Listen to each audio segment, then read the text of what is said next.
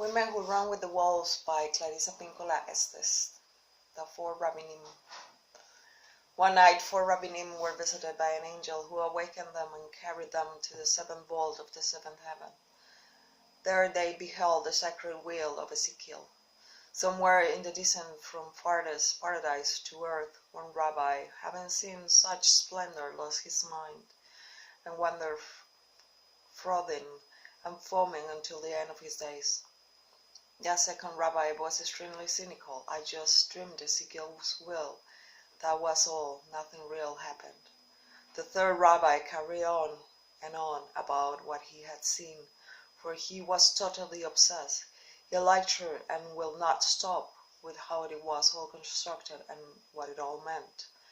And in this way he went astray and betrayed his faith.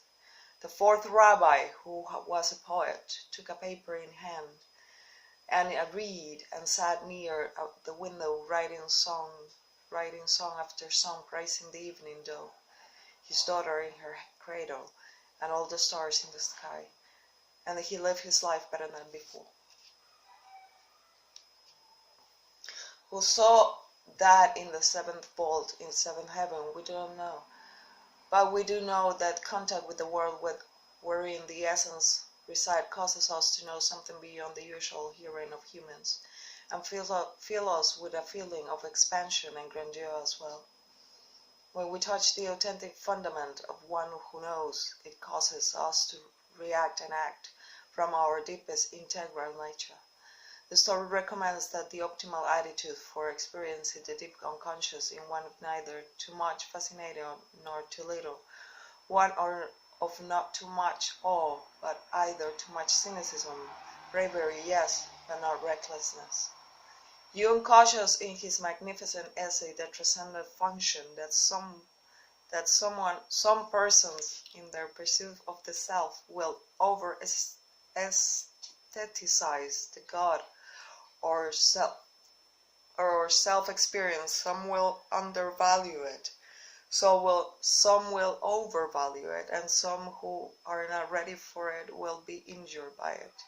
But still others will find their way to what Jung called the moral obligation, to live out and to express what one has learned in the descent or ascent to the wild self. These moral obligations he speaks of, to live what we perceive, be it found in the psychic Elysian fields, the isles of the dead, the bone of deserts of the psyche, the face of the mountain, the rock of the sea, the lush in the underworld, any place where, like a savage, breathes upon us, changes us.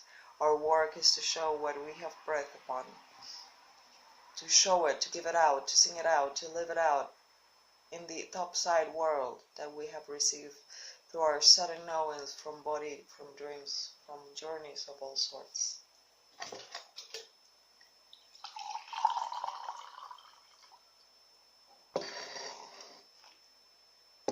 La Loba parallels world myths in which the dead are brought back to life. In Egyptian mythos, Isis accomplishes this service for her dead brother Osiris, who is dismembered by his evil brother Seth. Every night Isis works from dusk to dawn each night to piece her brother back together again before morning, else the sun will not rise. The Christ raised Lazarus, who had been dead for so long, stinketh, so long he stinketh. Demeter calls for the pale daughter Persephone from the land of the dead once a year, and La Loba sings over the bones. This is our meditation practice as women, calling back the dead and dismembered aspects of ourselves, calling back the dead and dismembered aspects of life itself. The one who recreates from which has died is always a double-sided archetype. The creation mother is always also the dead mother, and vice versa.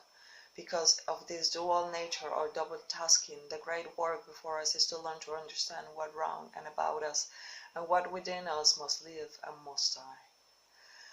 Our work is to apprehend the timing of both, to allow what must die to die and what must live to live.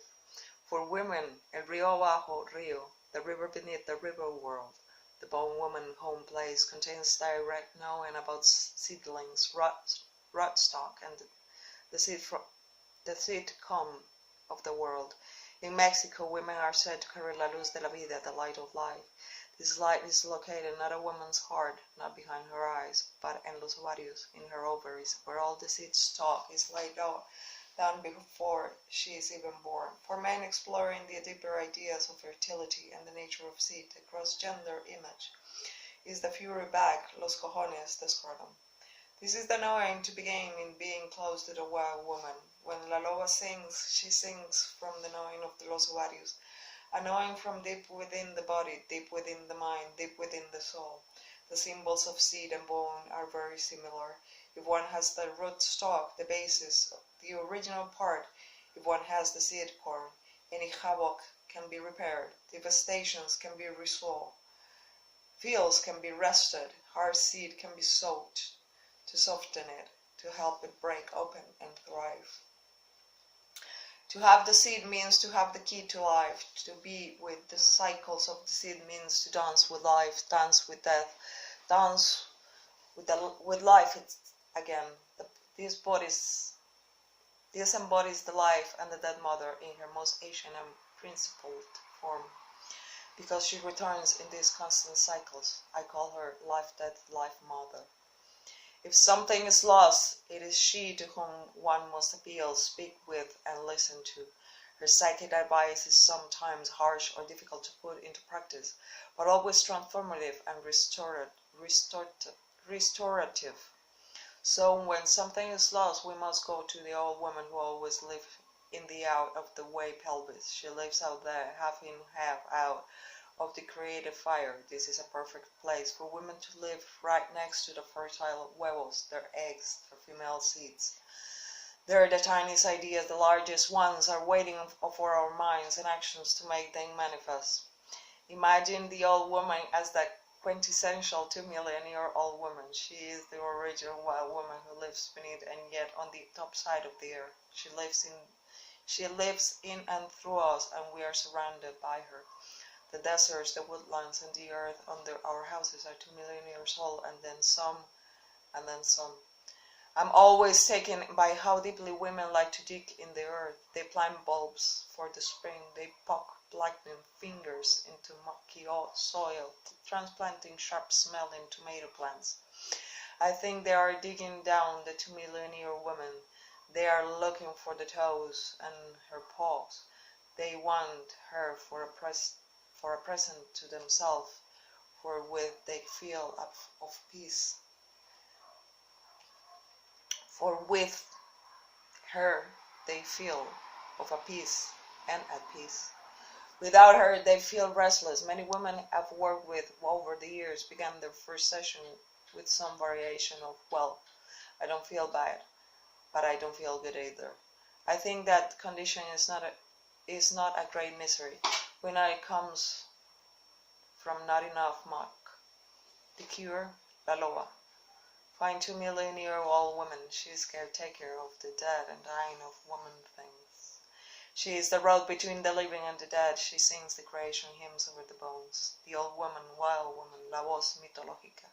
She is the mythical voice who knows the past and our ancient history and keeps it recorded for us in stories. Sometimes we dream her as disembodied but beautiful voice. As the Hag Maiden, she knows us what it means to be not withering but wisdomed. Shatambari! Babies are born wisdom with instinct. They know with their bones what is right and what to do about it. It is innate. If a woman holds on to this gift of being old while she's young and young while she's old, she will always know what comes next. If she has lost it, she can yet reclaim with some purpose of psychic work. La Loa, the old one in the desert, is a collector of bones. In archetypical symbology, bones represent the indestructible force. They do not lend themselves to easy reduction. They are, by their structure, hard to burn, nearly impossible to pulverize in myth and story. They represent the indestructible soul spirit. We know the old spirit can be injured, even maimed, but it is very nearly impossible to kill. You can dent the soul and bend it. You can hurt it and scar it. You can leave the marks of illness upon it, and the scorch marks of fear. But it does not die, for it is protected by Laloa in the underworld. She is both the finder and the incubator of the bones. Bones are heavily enough to hurt with, sharp enough to cut through flesh, and when old, and if strong, tinkle like glass. The bones of the living are alive and creatural in themselves. They constantly renew themselves. A living bone has a curiously soft skin to it. It appears to have certain powers to regenerate itself, even as a dry bone becomes home for small living creatures. The wolf bones in this story represents the indestructible aspect of the wild self. Venga, gorda. Come, Morguita.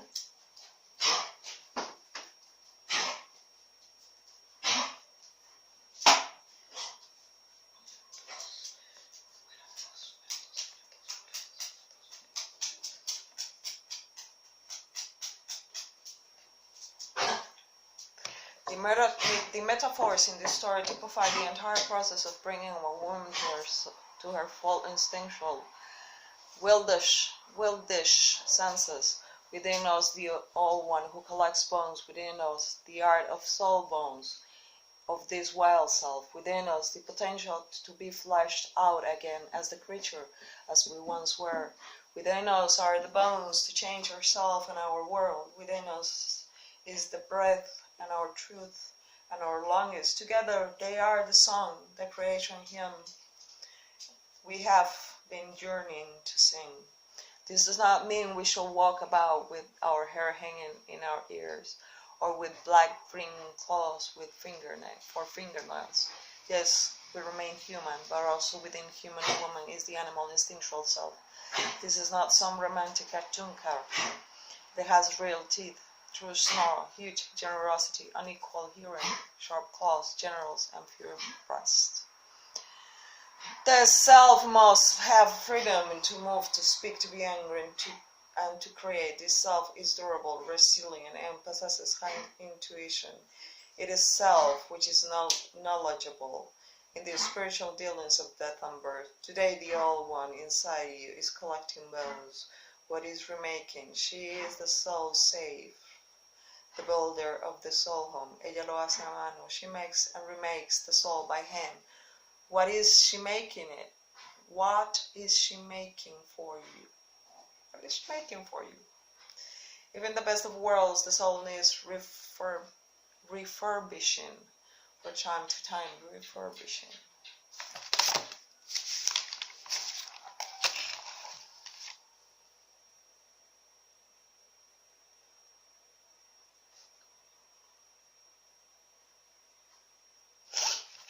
Even in the best of worlds, the soul needs refurbishing from time to time, just like the adobes. Here in the southwest, a little peels, a little falls down, a little washes away. There is always an old wrong woman with bedroom slipper feet who is painting mud slowly on the adobe walls. She mixes straw, water, and earth, and pats it back on the walls, making them fine again. Without her, the house will lose its shape. Without her, it will wash down into a lump after a hard rain. She is the keeper of the soul. Without her, she loses shape. Without an open supply line to her, humans are said to be soulless and damn souls. She gives shape to the soul house and makes more house by hand. She is the one in the old apron. She is the one who dresses is longer in the front than in the back. She is the one who pats. She is the soul maker, the wolf raiser, the keeper of things wild. So I say to you with affection, imagistically, be you a black wolf, another grey, a thunder red, or an arctic white. You are the quintessential instinctual criatura. Although some might might really prefer you behave yourself and not climb all over the furniture or enjoy, or all over people in welcome. Do it anyway. Some will draw back from you in fear and or disgust. Your lover, however, will cherish the new aspect of you, if he or she be the right lover for you. Some people will not like if you take a sniff at everything you see what it is, to see what it is. And for heaven's sakes, no lying on your back with your feet up in the air. Bad girl, bad wolf, bad dog, right? Wrong. Go ahead, enjoy yourself. People do meditation to find psychic alignment. That's why people do psychotherapy and analysis. That's why people analyze their dreams and make art. That's why some contemplate tarot cards, cast I Ching, dance, drum, make theater, pray out the poem, and fire up the prayers. That's why we do all things we do. It is the work of gathering all the bones together. Then we must sit at the fire and think about which song we will use to sing over the bones, which creation hymn, which recreation hymn, and the truth we tell will make the song. These are some good questions to ask till one decides what song, one's true song, what has happened to my soul voice. What arc that buries bones of my life? In what condition is my relationship to the instinctual self? When was the last time I ran free? How do I make life come alive again? Where has La Loa gone to? The old woman sings over the bones, and she sings the bones flesh out. We too become as we pour soul over the bones we have found. As we pour our yearning and our heartbreaks over the bones of what we used to be when we were young, of what we used to know in the centuries past, over the quickening we sense in the future. We stand on all fours, four square. As we pour soul, we are revived. We're no longer a thing's solution, a dissolved, frail thing. No, we are becoming stage of transformation. Like the dry bones we so often start out in the desert, we feel disenfranchised, alienated, not connected, or even a cactus clump. The Asians call the desert the place of divine revelation. But for women, there is much more to it than that. A desert is a place where life is very condensed. The roots of living things hold on to the last tear of water, and the flowers hoard its moisture, but only appearing in early morning and late afternoon. Life in the desert is small but brilliant, and most of what occurs goes on.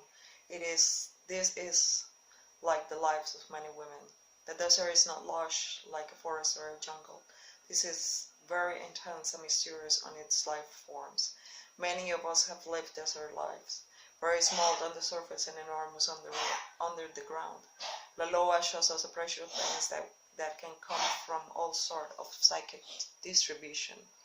A woman's psyche might have found its way to the desert out of resonance, or because of past cruelties, or because she has not allowed a larger life above ground.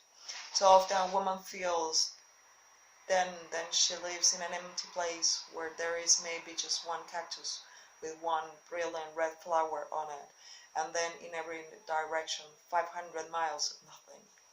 But for the woman who will go 50 miles, there is something more.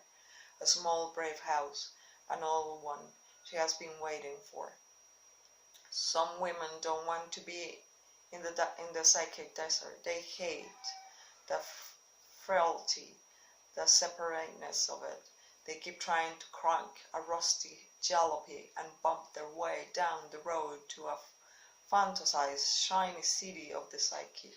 But they are disappointed, for the lush and the wild is not there. It is in the spirit world, the world between the worlds, Rio Abajo Rio, the river beneath the river.